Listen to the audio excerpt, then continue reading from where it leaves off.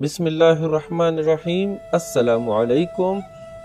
کرولوس عثمان کے مطابق Ertugrul Ghazi آج کل کونیا میں اپنے علاج کے لیے ہیں اور انہوں نے عبد الرحمن غازی کو قبیلے بھیجا اور کہا کہ علاج کر کے واپس آؤں گا، اور ناظرین بے صبری سے انتظار میں ہے کہ ارطغرل غازی کب آئیں گے، اور آنے والے ایک ساتھ میں کونیا سے جو ارطغرل غازی آئے گا وہ کون ہوگا؟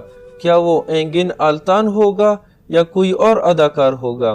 کیونکہ ارطغرل غازی کو اس ڈرامے میں دکھانا اس ڈرامے کی رائٹر مہمت بوزدیخ کی مجبوری ہے۔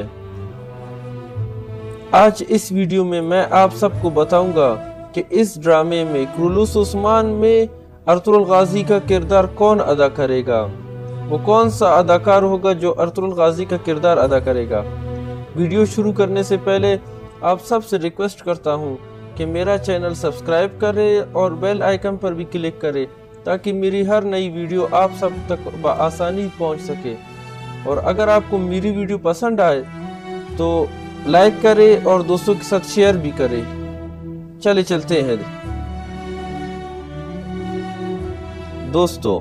ترک تاریخ کے مطابق ارطغرل غازی کا انتقال 1281 عیسوی کو 93 سال کی عمر میں ہوئی، اور اس وقت عثمان غازی کی عمر 23 سال تھی۔ اس لیے اس ڈرامے کے رائٹر مہمت بوزدیخ کبھی بھی ایسی غلطی نہیں کرے گا کہ وہ ارطغرل غازی کو اس ڈرامے میں نہ لائے۔ اور ڈرامے کے رائٹر مہمت بوزدیخ نے ایک اور اچھا کام کیا کہ انہوں نے اس ڈرامے میں عبد الرحمن غازی کو واپس لے آیا، اور بہت جلد وہ ترگت الب کو بھی واپس لے آئیں گے، کیونکہ چنگیز جنہوں نے درلس ارطغرل میں ترگت الب کا کردار ادا کیا ہے وہ فی الحال سلطان الپ ارسلان کا کردار ادا کرنے میں مصروف ہیں۔ سلطان الپ ارسلان سلجوق سلطنت کے دوسرے بادشاہ تھے، اور چنگیز اس وقت ملتزگرت 1071 کے شوٹنگ میں مصروف ہے۔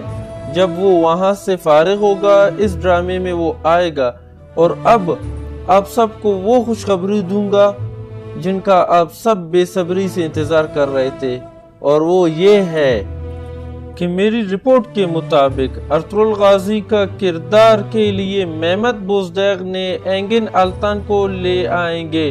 جیسا کہ آپ سب دیکھ رہے ہیں کہ اینگن آلتان نے اپنی داڑھی رکھ لی، اور وہ اس ڈرامے میں دوبارہ آ رہے ہیں، جس کا ہم سب کو اور تمام شائقین کو بے صبری سے انتظار